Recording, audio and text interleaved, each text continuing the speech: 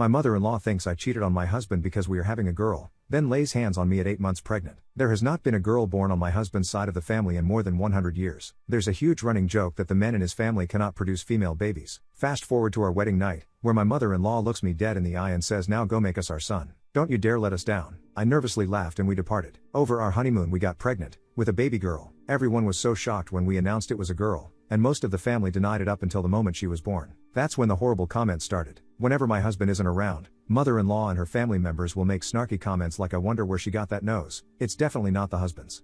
Well, as it would happen, we are now expecting our second baby. And yep, it is another girl. I begged my husband not to tell the mother-in-law the gender when we found out, as I just wanted to enjoy a bit more of this pregnancy before she ruined it. I had decided to keep the mean comments his mother made to me about our first daughter to myself, as she's old and in poor health, and I felt guilty about potentially ruining their relationship when she probably doesn't have many years left to be around.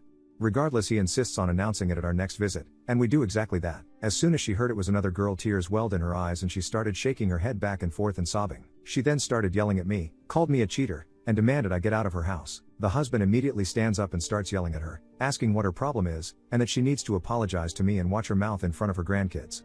She says through broken wails, "Not ours. Not ours. Those girls are not ours. She's a cheater. A cheater. My son did not make those girls." I start crying hysterically and pick up my daughter, who is utterly confused as to why daddy is yelling at grandma and mommy is now crying. Mother-in-law then looks at me and starts yelling, "I let you get away with it the first time. I took you and his family. I allowed my son to believe he fathered that stupid girl, but I will not allow it again." Husband is now heated. He gets extremely mad and starts screaming at her that she is out of line and how dare she call his daughter names. He then goes on to say that we are leaving, and until she comes to her senses, she will never see any of us again. She tried to say something more, but he cuts her off and yells at her, "By the way, Mom, I love that little girl more than I ever loved you," as he is shuttling us out the door. I cried and broke down and told husband all the little comments she and her family have said to me when he's not around while we drive the 2 hours home. We went no contact for a few months and everything seemed to be going great. Then when I was nearing my due date, we decided to be the bigger person and reach out to her and offer her a chance to make things right.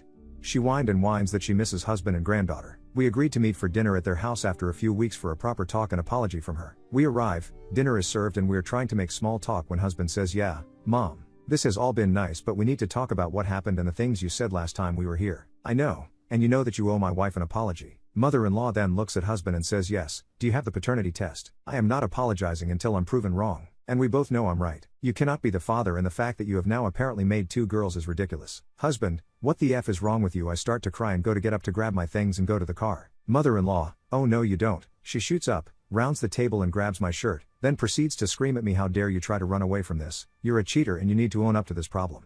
Husband screams at her to get her hands off of me, and starts to make his way towards us. She then decides that I cannot be allowed to leave at any cost with her son. She slaps me across my face. Husband then gets in between me and his mom and starts to scream at her. Husband is furious and I'm crying hysterically. He grabs my hand and we are making our way to the door when mother-in-law grabs a snow globe from a shelf and throws it directly at me.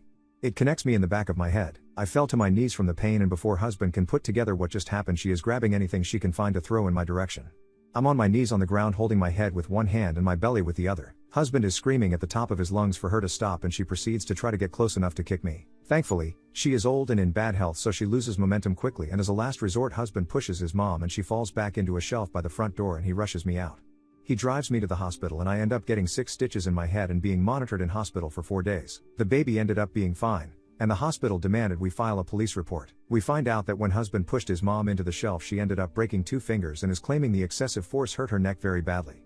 Cops showed up and took our side of the story and compared our own report that we filed once at the hospital. They told us that mother-in-law is demanding to press charges against husband for assault, while we are pressing charges against her. So then my husband gets arrested but then quickly released after father-in-law is forced to tell the truth, and mother-in-law then gets arrested. Father-in-law is now begging us to drop the charges as no one was hurt and that we are being cruel to lock up an elderly woman. We are currently at home waiting for baby number 2 to arrive. I am on a strict bed rest order and husband has taken the week off of work to help pamper me and take care of our first daughter.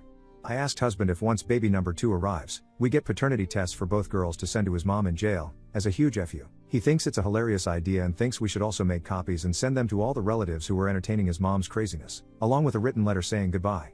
That none of them will ever see us or his daughters again, and that he hopes they're all happy knowing that they've ruined any chance they had to have a relationship with him, or our children ever again.